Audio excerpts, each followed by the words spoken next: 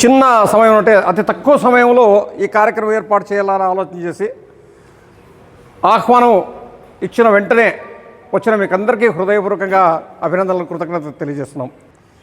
జమీందారీ వ్యవస్థలో మహిళ చదవకూడదు అనుకునే సందర్భంలో మహిళ చదవాలనుకుంటే బట్టలు ఇప్పేసి నగ్నంగా బజార్లో నిలబెట్టిన సందర్భం కూడా సావిత్రిబాయి పూలేకి వస్తే జ్యోతిరావు పూలే గారు ఆ రోజు మాట్లాడిన మాటలు, పరభార్యను చూసి పల్లెకిలించే ప్రబుద్ధుడు తన భార్యను ఎవడైనా చూస్తే సహించలేని దరిద్రుడు అని చెప్పేసి ఒక కవి అన్నట్టుగా ఆ భావజాలానికి పూర్తిగా ఇది చేస్తూ పూర్తి అర్థవంతం ఇస్తూ సమాజంలో నా భార్య ఈనాడు గ్రేట్ పొజిషన్లో ఉంది అని చెప్పేసి ముందుకు పోయి పంపినటువంటి మహానుభావుడు. ఆయనకు మనం ఎంత చెప్పినా కూడా అది చాలా తక్కువ అవుతుంది.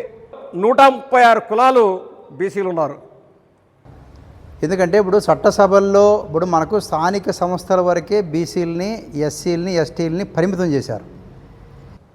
కానీ నేను ఈ సందర్భంగా ఒకటి డిమాండ్ చేస్తాను పాలక ప్రభుత్వాలని. స్థానిక సంస్థల్లో మనం నిలబడాలంటే, సర్పంచ్ నిలబడాలంటే వెన్నులో వణుకు పుడుతుంది. వాస్తవానికి బీసీల యొక్క హక్కుల రక్షణ కోసం కూడా ప్రత్యేకమైన చట్టం తీసుకురావాలని చెప్పని ఇప్పుడున్న ప్రభుత్వం ఆలోచన చేస్తాను. ఎందుకంటే ఈరోజు కేంద్రంలో కానీ రాష్ట్రంలో కానీ పరిపాలన ఎవరికి వస్తుందంటే అగ్రవర్ణాలకే. మనం ఓట్లు వేయాలా, వాళ్ళని మనం పరిపాలన చేయాలా, వాళ్ళ కింద మనము గులాంగిరి చేయాల. అతని భార్య కూడా ఎన్నో అవమానాలు చేసినప్పటికి కూడా అతని భార్య కూడా విద్య నేర్పించాలని చెప్పేసి ఆ రోజు పొలం పనులు చేస్తూ ఉంటే కూడా ఆ మధ్య గ్యాప్లో ఆమెకి అక్షరాభ్యాసం చేసి ఆమెను కూడా ఒక ఉన్నత విద్యావంతురాలు చేసి మొట్టమొదట సత్య సమాజ స్థాపక్ అనేది ఒక సమాజాన్ని స్థాపించిన గొప్ప వ్యక్తి పూలే గారు. ఎందుకంటే వీరికి విద్య వస్తే వారు మన మాట వినరు, అగ్ర కులాల మాట వినరు, వారికి విద్య రాకూడదని చెప్పేసినటువంటి సందర్భంలో వారు చైతన్యం తీసుకొచ్చి, విద్యలో చైతన్యం తీసుకొచ్చి, మహిళలకు విద్యలో చైతన్యం తీసుకొచ్చి ఆ రోజు మనము చరిత్ర తీసుకుంటే ఆ రోజు చాలామందికి విద్యాభ్యాసం చేసినారని చెప్పేసి కూడా ఈ సందర్భంగా తెలియజేసుకుంటున్నాం. ఆ పొద్దు 87లో 1983లో పార్టీ పెట్టి 87లో రామారావు మాండలిక వ్యవస్థ పెట్టి ఈ బీసీలని పైకి తీసుకురావాలని చెప్పి రిజర్వేషన్ పెట్టి ఆయన మాండలిక వ్యవస్థ పెట్టి మండల ప్రెసిడెంట్లు టికెట్లు ఇచ్చాడు, మండలాలు చేశాడు ఆనాడు. మరి ఆయన ఉపాధ్యాయుడిగా ఉంటూ మరి భార్యకు చదువు నేర్పించి ఆమెని ఉపాధ్యాయురాలుగా తయారు చేసి సమాజానికి సవాల్గా ఆ రోజు స్త్రీ విద్యను ప్రవేశపెట్టారంటే అది ఆషామాషా కాదు. అందరికీ నమస్కారం. స్టార్ జే మనం న్యూస్కు స్వాగతం. దేశవ్యాప్తంగా జరుగుతున్న కుల గణన ఆధారంగా బీసీలకు చట్టసభల్లో సముచిత స్థానం కల్పించాలని, చట్టసభల్లో 60% రిజర్వేషన్లు ఇవ్వాలని బీసీ సంఘాలు నేతలు డిమాండ్ చేశారు. మహాత్మా జ్యోతిరావు పూలే చిత్రపటానికి పూలమాలలు వేసి నివాళులు అర్పించిన అనంతరం జరిగిన సమావేశంలో బీసీ నేతలు తమ హక్కుల సాధనకై కీలక వ్యాఖ్యలు చేశారు. జనాభాలో సగానికి పైగా ఉన్న బీసీలను చట్టసభల్లో రిజర్వేషన్లు లేకపోవడం బాధాకరమని బీసీ నేతలు ఆవేదన వ్యక్తం చేశారు. గతంలో విపి సింగ్, ఎన్టీ రామారావు గార్ల కృషితో విద్యా ఉద్యోగాల్లో 27% రిజర్వేషన్లు సాధించుకున్నామని, ఇప్పుడు చట్టసభల్లో 33% కాకుండా ఏకంగా 60% రిజర్వేషన్లు కల్పించాలని డిమాండ్ చేశారు. రాష్ట్రంలో ఉన్న 136 బీసీ కులాలకు రొటేషన్ పద్ధతిలో చట్టసభల్లో ప్రాతినిధ్యం కల్పించాలని వారు కోరారు. ముఖ్యంగా సంచార జాతులైన పాముల, బుడబుక్కల, పూసల వంటి కులాలకు కనీస గుర్తింపు లేదని, ఒక వాచ్మెన్ ఉద్యోగం కూడా చేసుకోలేని దుస్థితిలో వారు ఉన్నారని ఆవేదన వ్యక్తం చేశారు. ప్రభుత్వాలు వారిపై ప్రత్యేక దృష్టి సారించి వారి పిల్లల కోసం ప్రత్యేక రెసిడెన్షియల్ స్కూల్స్ ఏర్పాటు చేసి విద్య మరియు ఉద్యోగ అవకాశాలు కల్పించాలని వారు కోరారు. కేవలం బోయ, కురుబ, యాదవ, ఈడిగ, చేనేత వంటి కొన్ని కులాలకే పరిమితం కాకుండా ప్రతి చిన్న బీసీ కులానికి రాజకీయ అవకాశాలు రావాలన్నారు. రాజకీయ పార్టీలు ఎవరికి టికెట్లు ఇచ్చినా పెత్తనం మాత్రం అగ్రవర్ణాలైన కమ్మ, రెడ్డి సామాజిక వర్గాల చేతుల్లోనే ఉంటోందని, ఈ విధానం మారాలని వారు స్పష్టం చేశారు. ఎస్సీ, ఎస్టీ, బీసీ వర్గాలంతా ఏకతాటిపైకి వచ్చి తమ హక్కుల సాధన కోసం పోరాడాలని పిలుపునిచ్చారు. ఆంధ్రప్రదేశ్ రాష్ట్రానికి తదుపరి ముఖ్యమంత్రిగా బీసీ అభ్యర్థిని ప్రకటించాలనేది తమ బలమైన కోరిక అని సమావేశంలో నేతలు తేల్చి చెప్పారు. కుల సంఘాల నాయకులు రాజకీయ పార్టీలకు తొత్తులుగా మారకుండా బీసీల ఐక్యత కోసం చిత్తశుద్ధితో పనిచేయాలని వారు కోరారు. బీసీ కులాల కోసం, బీసీ సంక్షేమం కోసం, బీసీ సమైక్యత కోసం ఎవరైతే మహానుభావుడైతే తన జీవితాన్ని అంకితం చేశాడో ఆ మహానుభావుని జయంతి ఈరోజు జ్యోతిరావు పూలే గారు. సావిత్రిబాయి పూలే మొట్టమొదటిసారిగా మహిళలకు విద్య కావాలి అని చెప్పేసి ఆనాడు సాంప్రదాయ అంటే ఈ ఛాందస భావజాలంతో ఉన్నటువంటి సాంప్రదాయాల్లో ఉన్న సమాజంలో మహిళలకు విద్య కావాలని చెప్పేసి ఫైట్ చేసి మహిళలను విద్యావంతులుగా చేయడానికి ఆమె చేసిన కృషి అనన్య సామాన్యము మనం ఈ సందర్భంగా గుర్తు చేసుకోవాల్సిన అవసరం ఉన్నది. జమీందారీ వ్యవస్థలో మహిళలు చదవకూడదు అనుకునే సందర్భంలో మహిళలు చదవాలనుకుంటే బట్టలు ఇప్పేసి నగ్నంగా బజార్లో నిలబెట్టిన సందర్భం కూడా సావిత్రిబాయి పూలేకి వస్తే జ్యోతిరావు పూలే గారు ఆ రోజు మాట్లాడిన మాటలు, ఎవరైతే నువ్వు చేస్తున్న విధానాన్ని పెత్తందారీ విధానము జమీందారీ విధానం వ్యతిరేకించిందో అట్టడుగు వర్గాలు నీ వెంట వస్తాయి సావిత్రి, నువ్వు ఎటువంటి పరిస్థితుల్లో ఫీల్ కావద్దు. నగ్నంగా నిలబెట్టినారంటే నేనొక్కడనే చూడాల్సిన నీ శరీరాన్ని నగ్నంగా సమాజం చూసినట్టే నేను సంతోషపడ్డాను. ఎందుకంటే ఎక్కడే కానీ నువ్వు బాధపడద్దు, నువ్వు అడుగు ముందుకే అని చెప్పేసి ఆయన ప్రోత్సహించి ముందుకు పంపినటువంటి మహానుభావుడు. అంత ఉదార స్వభావం, అంత గ్రేట్ మనోభావం సామాన్యంగా రాదు. పరభార్యను చూసి పల్లెకిలించే ప్రబుద్ధుడు, తన భార్యను ఎవడైనా చూస్తే సహించలేని దరిద్రుడు అని చెప్పేసి కవి అన్నట్టుగా ఆ భావజాలానికి పూర్తిగా ఇది చేస్తూ పూర్తి అర్థవంతం ఇస్తూ సమాజంలో నా భార్య ఈనాడు గ్రేట్ పొజిషన్లో ఉంది అని చెప్పేసి ముందుకు పోయి పంపినటువంటి మహానుభావుడు. ఆయనకు మనం ఎంత చెప్పినా కూడా అది చాలా తక్కువ అవుతుంది. కాబట్టి ఆ మహానుభావుడు కొన్ని ఆశయాలు అట్టడుగు వర్గంలో బీసీలో ఎవరైతే ఉన్నారో వాళ్ళ సమాజంలో ఈనాడు చట్టసభల్లో అయితే అంటే వీళ్ళు కూడా సమాజం ఒక బాధ్యతాయుతమైన పౌరులుగా గుర్తించబడాలా అని చెప్పేసి ఆయన చేసినటువంటి కృషి అనన్య సామాన్యమైనటువంటి కృషి. దానికి మనము బీసీలందరూ కూడా ఆయనకి జీవితాంతం రుణపడి ఉంటాము. ఉన్నటువంటి బీసీ కులాలు దేశవ్యాప్తంగా జనగణన జరుగుతూ ఉంది. ఆ జనగణన దాన్ని కనుక బయట పెట్టగలిగితే ప్రభుత్వాలకు దమ్ము ధైర్యం ఉండి 60% పైన బీసీలు ఉన్న ఈ సమాజంలో చట్టసభల్లో ఇంతవరకు రిజర్వేషన్ లేదు. ఇది చాలా బాధాకరమైన విషయం. ఆనాడు విశ్వనాథ్ ప్రతాప్ సింగ్ గారు విద్యా ఉద్యోగాల్లో మండల్ కమిషను, రామారావు గారు నేషనల్ ఫ్రంట్ చైర్మన్గా ఉన్నారు, విపి సింగ్ గారు ప్రధానమంత్రిగా ఉన్నారు. వీరిద్దరి కృషి వల్ల ఆనాడు మండల్ కమిషన్ వేసి మండల్ కమిషన్ సిఫార్సెస్ ఏవైతే ఉన్నాయో ఆయన అంగీకరించినప్పుడు చాలామంది చెప్పారు గవర్నమెంట్ పడిపోతుంది, దాన్ని యాక్సెప్ట్ చేయొద్దు, అవసరం లేదు. అంటే పదవి ఉంటుంది పోతుంది. ఏ వర్గాలైతే సమాజంలో అట్టడుగు స్థానంలో ఉన్నాయో వాళ్ళు కూడా ముందుకు రావాలనే ఉద్దేశం కొద్దీ ఒక చారిత్రాత్మక నిర్ణయం తీసుకునే దాంట్లో బ్యాక్ ఫుట్ టైం అని చెప్పి ఇద్దరు నిలబడి ఆ రోజు దాన్ని అంగీకరించడం జరిగింది. అట్లే గవర్నమెంట్ పడిపోయింది, విపిసి గవర్నమెంట్ వెంటనే పడిపోయింది. అది దాన్ని లెక్కేసుకోలేదు. ఎలక్షన్ జరిగింది, మా గవర్నమెంట్ మళ్ళీ చేంజ్ అయింది. పివి నరసింహారావు గారి నాయకత్వంలో ప్రధానమంత్రిగా 91 ఆయన వల్ల ప్రమాణ స్వీకారం చేయడం జరిగింది. దానికి కూడా ఏమాత్రం జంకకోకుండా ఆనాడు వీళ్ళిద్దరూ దేశవ్యాప్తంగా ఒక నిర్ణయం, చారిత్రాత్మక నిర్ణయం తీసుకోవడం, 27% విద్యా ఉద్యోగాల్లో రిజర్వేషన్ రావడం. ఆనాడు విపి సింగ్ గారు కొంచెం సాహసం చేసి చట్టసభల్లో 27% రిజర్వేషన్ తెచ్చి ఉండింటే బాగుండేది. అయితే అది ఈనాడు తక్కువ అనిపిస్తుంది.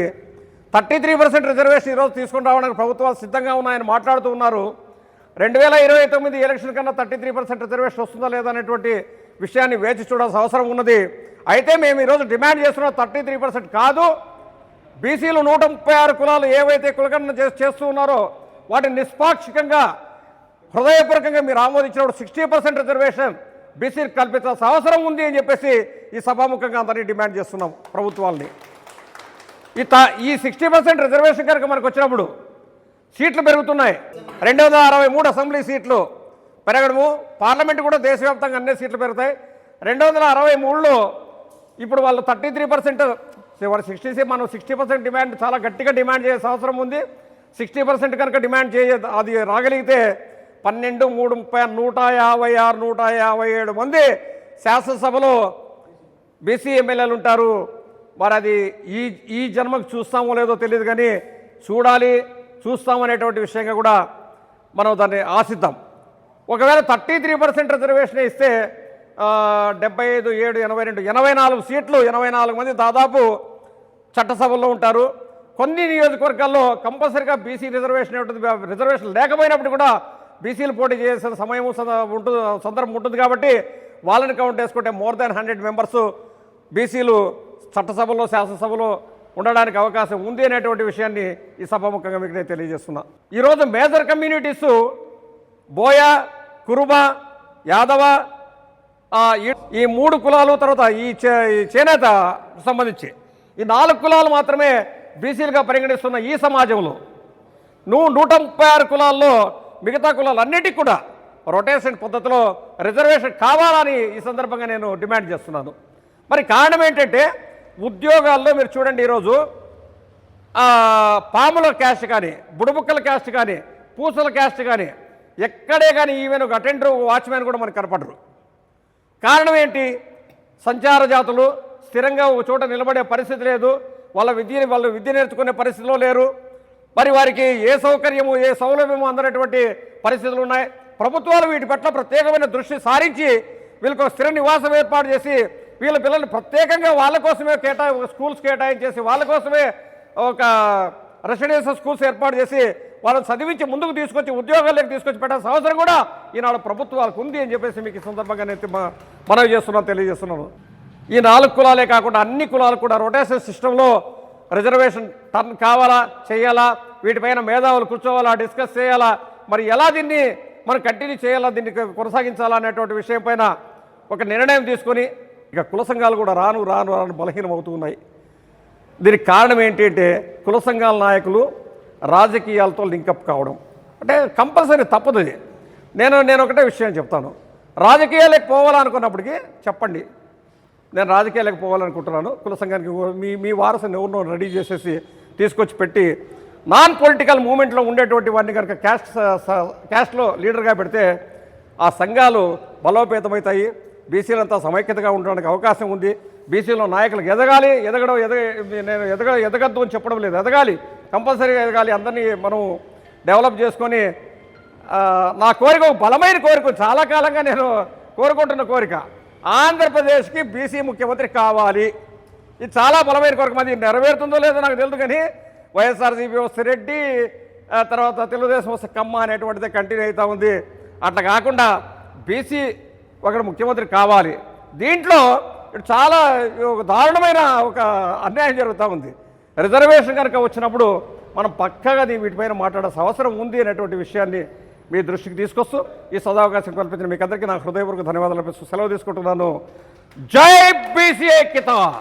ఇంత మంచి కార్యక్రమాన్ని ఏర్పాటు చేసినటువంటి మన ఇక్కడ నాయకులందరినీ కూడా నేను వాళ్ళందరికీ నమస్కారం తెలియజేస్తున్నా. ఎందుకంటే ఇప్పుడు అన్న చాలా విషయాలు చెప్పాడు ఈశ్వరయ్య అన్న. ఎందుకంటే ఆయన మేధావి, కవి, అన్ని రకాల అనుభవం ఉన్న వ్యక్తి కాబట్టి ఇప్పుడు నేను 2 విషయాలు మాట్లాడదలుచుకున్నా. ఎందుకంటే ఇప్పుడు చట్టసభల్లో ఇప్పుడు మనకు స్థానిక సంస్థల వరకే బీసీలని, ఎస్సీలని, ఎస్టీలని పరిమితం చేశారు. చట్టాలు చేసే సభల్లోకి మనం వెళ్ళడంలే. అంటే ఎమ్మెల్యేలు కానీ, ఎంపీలు కానీ, రాజ్యసభ సభ్యులు కానీ, ఎమ్మెల్సీలు కానీ మనకి అవకాశం ఇవ్వలేదు. కొన్ని ప్రత్యేక కారణాలతో ఎస్సీలకు సంబంధించిన రిజర్వేషన్లలో ఇప్పుడు ఎస్సీలు అంటే మనకు ఎవరెవరు వస్తారు? మాదిగా, మాలా వస్తారు. అక్కడ ఎవరైతే ఆర్థికంగా ఉంటారో వాళ్ళే అగ్రకులాల యొక్క అండదండలు ఉన్న వాళ్ళే ఎమ్మెల్యేలు అవుతున్నారు. అన్న చెప్పినట్లు, ఈశ్వరయ్య అన్న చెప్పినట్లు బీసీలు అంటే కొన్ని కులాలే కాదు కదా, 136 కులాలు ఉన్నప్పుడు బీసీలు అందరికీ కూడా రోస్టర్ ప్రకారం అవకాశం ఇవ్వాలనేది ప్రధానమైన డిమాండ్. ఇప్పుడు తక్కువ పాపులేషన్ ఉంటుంది. ఇప్పుడు కొన్ని పంచాయతీల్లో ఎస్టీలు తక్కువ ఉంటారు, కానీ స్థానిక సంస్థల్లో వాళ్ళకి ఎస్టీకి రిజర్వేషన్ ఇస్తారు. ఒకే కుటుంబము ఉన్నటువంటి పంచాయతీలో వాళ్ళని బంగపోయి ఆడలను తీసుకొచ్చి మనకు పోయినసారి పంచాయతీ సర్పంచులకు పోటీ చేయించారు. మనం పేపర్లలోనూ ప్రచార సాధనాల్లో మనం చూసాం. కానీ నేను ఈ సందర్భంగా ఒకటి డిమాండ్ చేస్తున్నా పాలక ప్రభుత్వాలని. ఇప్పుడు ఇంతవరకు అన్న చెప్పినట్లు, ఈశ్వరయ్య అన్న చెప్పినట్లు మనం బతికుండగానే బీసీలకి రిజర్వేషన్ అనేది చట్టం రూపంలో వస్తుందా? ఆంధ్రప్రదేశ్ రాష్ట్రంలో బీసీ ముఖ్యమంత్రి అవుతాడా అని. చట్టసభ ఇప్పుడు బీసీలకి చట్టసభల్లో బీసీలకి రిజర్వేషన్లు కల్పిస్తూ ఎంపీలుగా ఎమ్మెల్యేలుగా రాజ్యసభ సభ్యులుగా ఎమ్మెల్సీలుగా అవకాశం ఇస్తే బీసీల యొక్క ఐక్యత అనేది అప్పుడు మనకి కనిపిస్తుంది. ఎందుకంటే ఇప్పుడు ఉన్నటువంటి పరిస్థితుల్లో డబ్బు చుట్టూ రాజకీయం తిరుగుతుంది. స్థానిక సంస్థల్లో మనం నిలబడాలంటే, సర్పంచ్ నిలబడాలంటే వెన్నులో వణుకు పుడుతుంది. వాస్తవానికి నాయకత్వ లక్షణాలు ఉన్నోడికి పనులు ఉన్నోడికి పప్పులు ఉండవు, పప్పులు ఉన్నోడికి పనులు ఉండవు. అంటే నాయకత్వ లక్షణాలు ఉండి సమాజం మీద అవగాహన ఉండి సమస్యలు పరిష్కరించే నాయకత్వ లక్షణాలు ఉన్న వాళ్ళకి డబ్బు ఉండదు. రాజకీయ పార్టీలు వాళ్ళకి అండగా నిలబడవు. ఎందుకంటే వాళ్ళు చెప్పినటువంటి మాటలే వినే పరిస్థితి రావాలి కాబట్టి తప్పనిసరిగా ఎవరైనా కూడా అదే కోరుకుంటారు. మన దాంట్లో మనం కాదనము. కానీ ఇక్కడ ఏమంటే నేను ఈ సందర్భంగా మీ అందరికీ మనందరం కోరుకునేది నేను ఒక చిన్న డిమాండ్ చేస్తున్నాను. ముఖ్యమంత్రి ప్రధానమంత్రి పదవులు కూడా ఆ పదవులు కూడా రిజర్వేషన్ కల్పించాలి. ఇప్పుడు మనకు జెడ్పీ చైర్మన్ పదవి ఎట్లయితే కేటాయిస్తారు, బీసీలకు ఉంది, ఎస్టీలకు ఉంది అని, జెడ్పీటీసీలు అందరూ ఎవరిని ఎన్నుకుంటారు? ఏదైతే రిజర్వేషన్ ప్రకారం ఇచ్చింటారో వాళ్ళని ఎన్నుకుంటారు. అప్పుడు ఎవరబ్బా బీసీలు అనే పరిస్థితి వస్తుంది. అట్లాగే ముఖ్యమంత్రికి సంబంధించి ఈ మధ్యకాలంలో రిజర్వేషన్ వస్తుందనే కారణంతోనే చాలా పార్టీలు పలానా అభ్యర్థి మా ముఖ్యమంత్రి అభ్యర్థి అని ప్రకటిస్తున్నాయి. ఇప్పుడు పోయినసారి మనం చూసాం తెలంగాణలో 2014లో చూసాం. మన ఆర్ కృష్ణయ్య గారిని ముఖ్యమంత్రి అభ్యర్థిగా ప్రకటించారు. ఇప్పుడు ముఖ్యమంత్రిగా ప్రకటించారు. కానీ చట్టసభల్లో ఎన్నికలు పూర్తి అయిపోయి చట్టసభ ప్రారంభమయ్యే నాటికి రాజకీయ పరిస్థితులు మారిపోతున్నాయి. మనకు బీసీలకి చట్టసభల్లో రిజర్వేషన్ వచ్చే విధంగా చట్టం తీసుకురావాలి. అట్ ద సేమ్ టైం బీసీల యొక్క రచన, ఇప్పుడు మనకి ఎస్సీ ఎస్టీ రిజర్వేషన్తో పాటు అట్రాసిటీ యాక్ట్ ఏ రకంగా అయితే ఉందో బీసీల యొక్క హక్కుల రచన కోసం కూడా ప్రత్యేకమైన చట్టం తీసుకురావాలని చెప్పని ఇప్పుడున్న ప్రభుత్వం ఆలోచన చేస్తాను. మన ఆంధ్రప్రదేశ్ ప్రభుత్వం ఇది చాలా మంచి పరిణామం. వాళ్ళకంటే కూడా నాయకత్వ లక్షణాలు బాగున్నాయి. కానీ ఎక్కడా కూడా మనం ఒకవేళ ఎమ్మెల్యే అయితే ఒకవేళ మంత్రిగా ఆశించవచ్చు, ఇంకా అంతే తప్ప ఇంకా ఆ పైన పోయే పరిస్థితి లేదు. సో ముఖ్యమంత్రులకు కూడా, ముఖ్యమంత్రి ప్రధానమంత్రి పోస్టులకు కూడా చట్టసభల్లో ఏ రకంగా ఎన్నికయ్యి వాళ్ళు చట్టసభలకు వస్తారో వాళ్ళకు కూడా బీసీలకు ఆ ముఖ్యమంత్రి ప్రధానమంత్రి పదవులకు ఇవ్వాలనే నిబంధన పెడుతూ చట్టం తీసుకురావాలనేది నేను ఈ సందర్భంగా మీ అందరి అనుమతితో ప్రభుత్వాలను డిమాండ్ చేస్తున్నా. సో ఈ సదావకాశం ఇచ్చిన మీ అందరికీ కూడా ధన్యవాదాలు. నేను లక్ష్మీనరసప్ప యాదవ్, సత్యసాయి జిల్లా యాదవ్ సంఘం ప్రెసిడెంట్. గతంలో బీసీలు కానీ ఎస్టీలు కానీ ఎస్సీలు కానీ ఈ జీతగాళ్ళనే ఉండ్రి ముందు పూర్వకాలంలో అటువంటి ప్లేసుల్లోనే పెట్టుకొని మనతో అగ్రవర్ణాలంతా అనుభవించిండే కాలంలో తన బీసీగా పోరాటం చేసి తన భార్యనే నగ్నంగా పెట్టినా కూడా అది ఒక ఫిస్టేజ్గా తీసుకొని ముందుకొచ్చి బీసీల కోసం పోరాడినటువంటి మహానుభావుని జయంతి సందర్భంగా మనమందరూ ఎప్పటికీ గుర్తించుకొనే మనం కూడా అతని ఆశయాల్ని ముందుకు తీసుకుంటూ వెళ్ళాలని చెప్పి నేను ఈ సందర్భంగా తెలియజేస్తాను. ముఖ్యంగా ఈరోజు బీసీలకు ఎన్నో కోరికలు ఉన్నాయి. ఎందుకంటే ఈరోజు కేంద్రంలో కానీ రాష్ట్రంలో కానీ పరిపాలన ఎవరికి వస్తుందంటే అగ్రవర్ణాలకే. మనం ఓట్లు వేయాలా, వాళ్ళని మనం పరిపాలన చేయాలా, వాళ్ళ కింద మనము గులామగిరి చేయాల. ఈ పరిస్థితిలో ఉన్నాం.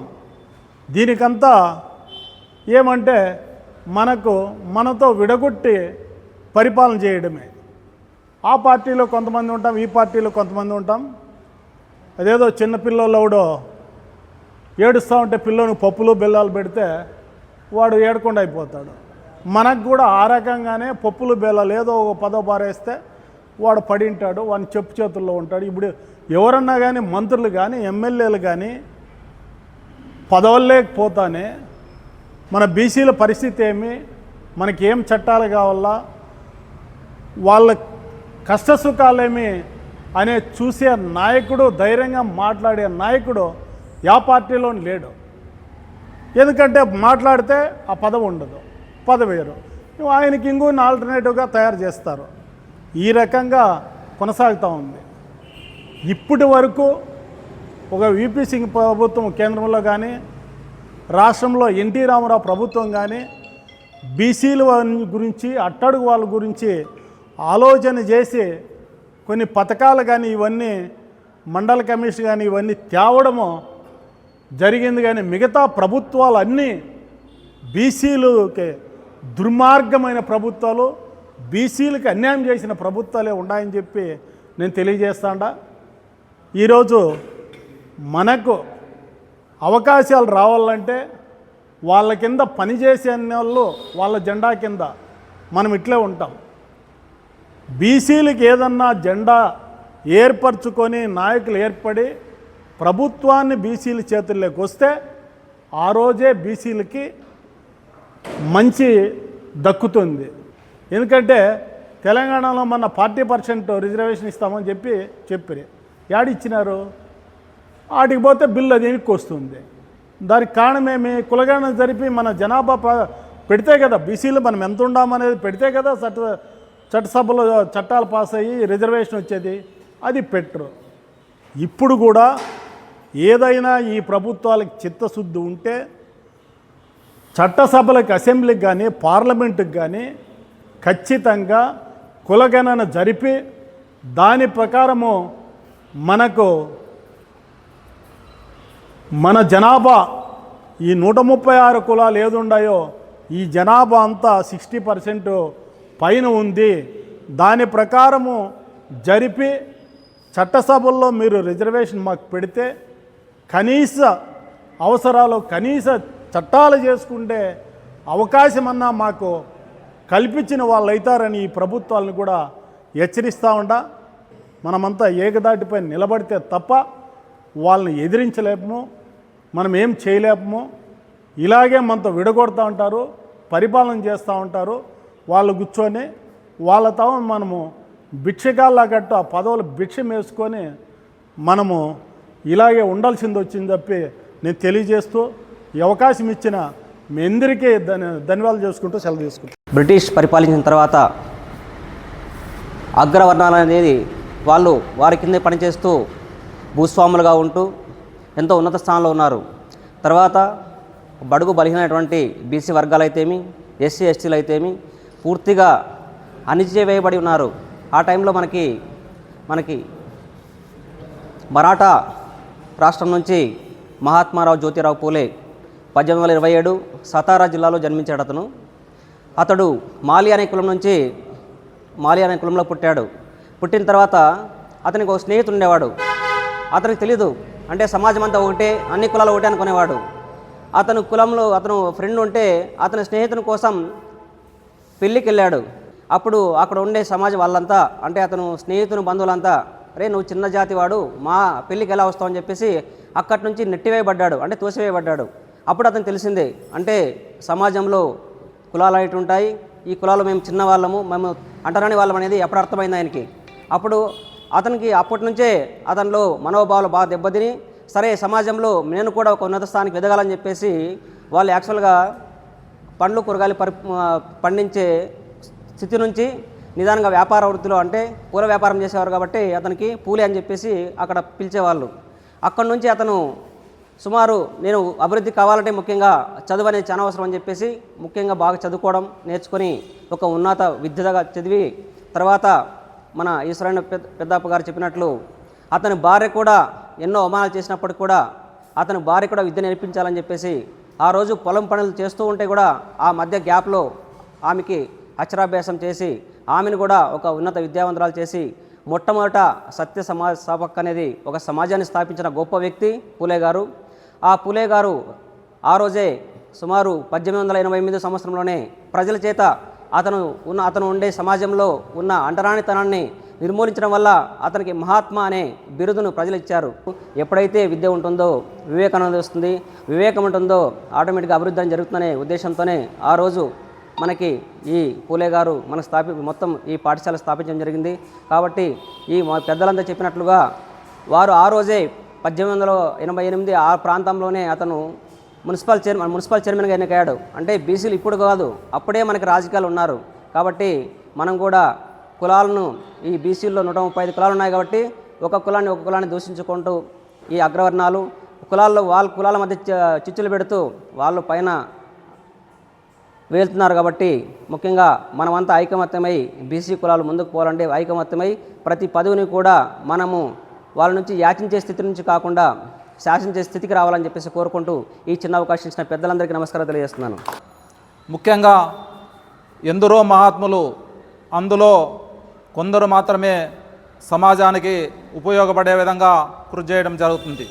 అందులో మన మహాత్మా జ్యోతిరావు పూలే అందులో ఒకరు. ఎందుకంటే బీసీ కులాలను అణచివేటువంటి పరిస్థితుల్లో, అగ్రవర్ణాల వారు అణచివేటువంటి పరిస్థితుల్లో మన జ్యోతిరావు పూలే గారు ఆయన అనేక పాఠశాలను స్థాపించి ఆ రోజు విద్యను అభ్యసించి, ఎందుకంటే వీరికి విద్య వస్తే వారు మన మాట వినరు, అగ్ర కులాల మాట వినరు, వారికి విద్య రాకూడదని చెప్పేసినటువంటి సందర్భంలో వారు చైతన్యం తీసుకొచ్చి, విద్యలో చైతన్యం తీసుకొచ్చి, మహిళలకు విద్యలో చైతన్యం తీసుకొచ్చి ఆ రోజు మనము చరిత్ర తీసుకుంటే ఆ రోజు చాలామందికి విద్యాభ్యాసం చేసినారని చెప్పేసి కూడా ఈ సందర్భంగా తెలియజేసుకుంటున్నాము. అదేవిధంగా మన బీసీలకు రాష్ట్రంలో అయితేనేమి, దేశంలో అయితేనేమి ఈరోజు 60% పైగా ఉన్నారు. అయితే వారికి రాజకీయ ప్రాధాన్యత లేదు. స్థానిక సంస్థలు అయితేనేమి, చట్టసభల్లో అయితేనేమి వారికి జనాభా ప్రాతిపదికన రిజర్వేషన్ శాతము మన చట్టసభల్లో కల్పించడం లేదనే సందర్భాన్ని ఈరోజు మీ ముందుకు తెస్తున్నాము. ఎందుకంటే గత తెలుగుదేశం ప్రభుత్వంలో ఎన్టీఆర్ హయాంలో, అదేవిధంగా చంద్రబాబు గారు ముఖ్యమంత్రిగా ఉన్నటువంటి సందర్భంలో స్థానిక సంస్థల్లో రిజర్వేషన్ శాతాన్ని 34% తీసుకురావడం జరిగింది. అయితే ఆ 34% మళ్ళీ వైసీపీ ప్రభుత్వంలో అప్పటి రాజశేఖర రెడ్డి గారు అయితేనేమి, జగన్మోహన్ రెడ్డి గారు అయితేమి ఆ శాతాన్ని 24% తగ్గించేసి, రిజర్వేషన్ శాతాన్ని తగ్గించేసి ఇతర కులాలను, ఇతర అగ్ర కులాలను, అదేవిధంగా ఇతర మతాలను ఈ బీసీలకి కలపడం జరిగింది. అయితే ఈ బీసీల్లో కోత విధించడం జరిగింది. ఆ రిజర్వేషన్లు తీసుకురావడం వల్ల ఈ బీసీలకు రిజర్వేషన్ తగ్గిందే తప్ప ఈ బీసీలకు రిజర్వేషన్ శాతాన్ని పెంచలేదనే విషయాన్ని మీకు గుర్తు చేస్తున్నాము. అదేవిధంగా స్థానిక సంస్థలు అయితే రిజర్వేషన్ తెచ్చారు, అయితే చట్టసభల్లో రిజర్వేషన్ తేలేదు. ఎందుకంటే 60% పైగా ఉన్నటువంటి జనాభాలో చట్టసభల్లో మనకి పార్లమెంట్లో చట్టం తీసుకొచ్చి రిజర్వేషన్ను వారికి కూడా జనాభా ప్రాతిపదికన ఇప్పుడు ఏదైతే సుప్రీంకోర్టు ఆర్డర్ వేసిందో జనాభా కులగణన చేయాలని చెప్పేసి సుప్రీంకోర్టు కూడా ఆర్డర్ వేసింది. అయితే జనాభా కులగణన, ఈ జనాభాలో బీసీ శాతం 60% ఉన్నారు. వారికి కుల ప్రాతిపదికన కూడా ఈరోజు కులగణన చేస్తున్నారు.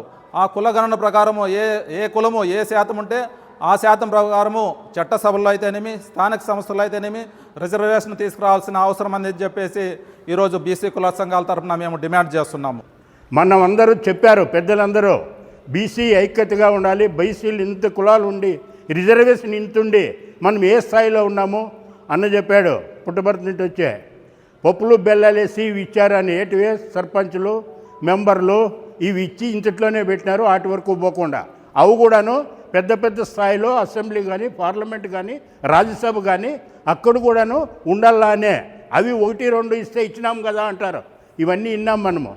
ఆనాడు ఈ బీసీల ఐక్యత కావాలని, బీసీలు పాపులేషన్ జాస్తి ఉందని ఆ పొద్దు 87లో 1983లో పార్టీ పెట్టి 87లో రామారావు మాండలిక వ్యవస్థ పెట్టి ఈ బీసీలని పైకి తీసుకురావాలని చెప్పి రిజర్వేషన్ పెట్టి ఆయన మాండలిక వ్యవస్థ పెట్టి మండల ప్రెసిడెంట్లు టికెట్లు ఇచ్చాడు, మండలాలు చేశాడు ఆనాడు. దీంతోనే ఆయన విచ్చితోనే ఈ పొద్దు బీసీలో అంతో ఇంతో పైకి రావడం. దాన్ని అనుసరించుకొని స్థాయి పెంచుకోవాలా వీళ్ళు. పెంచుకోకుండా దాన్ని ఆటకాటిగా పెట్టి కులాలు ఎన్ని ఇప్పుడు చెప్పారు పెద్దలంతాను, 160 కులాలు ఉంటే 60%లో 60 కులాల కన్నా పెంచి ఏదో పెద్ద పెద్ద దీంట్లో పోయేదానికి ఇవ్వాలి కానీ ఇట్లాంటివి ఇచ్చి ఇచ్చేస్తున్నారు అని.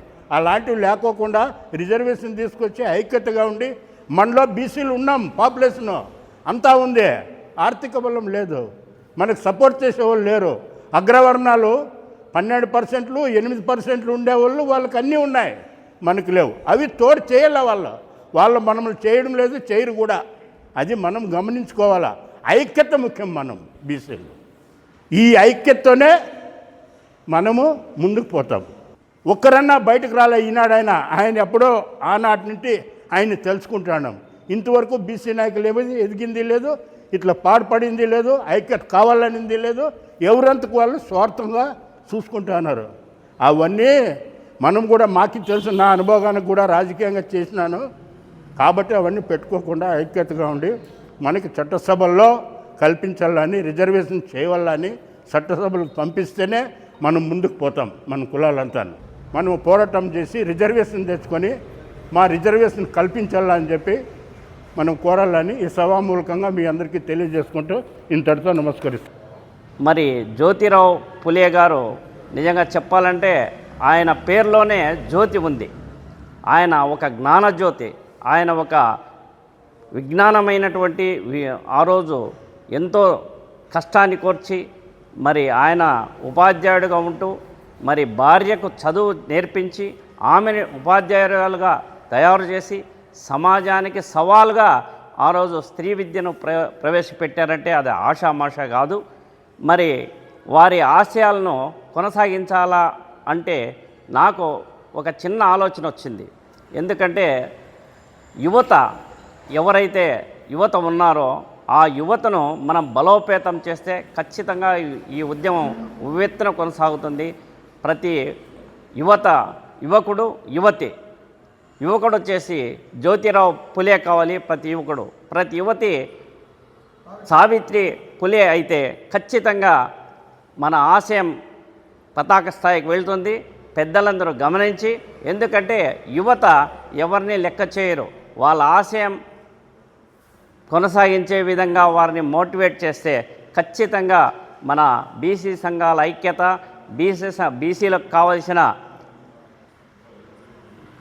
కోరికలు మరి ఇంతవరకు చట్టసభలు రకరకాల వివరించారు. ఈశ్వరయ్య గారు అయితేనేమి, మన రామాంజనేయులు గారు అయితేనేమి, మన అశ్వత్థప్పన్న గారు నిజంగా ఎంత చక్కటి ఉపన్యాసం అంటే బాగా ఆయన అప్పుడు గమనించాడు. ఆ పార్టీలు గత పార్టీలన్నీ ఏ విధంగా ఇది చేశాయి, రామారావు గారు వచ్చిన తర్వాత ఏ మార్పు వచ్చింది, ఆయన పుణ్యానే ఈరోజు బీసీలు మనం ఇంత ఇదే అయినామంటే మరి జ్యోతిరావు పులే అడుగుజాడల్లో రామారావు గారు కూడా మనకు దారి కల్పించారు. మనం ఆ దారిలో మనం తప్పుటడుగుల్లో ఉన్నాం కాబట్టి ఇప్పటికైనా యువతను మేల్కొల్పి మరి ఈశ్వరయ్య గారు లాంటి వారు, ఇంకా మన జయరాం గారు, ఇప్పుడు మాట్లాడిన పెద్దలంతా మనం అందరూ ఒక ఆలోచనకు వచ్చి మన పిల్లలను ముందుకు తీసుకెళ్తే ఖచ్చితంగా ఇది సక్సెస్ అవుతుంది.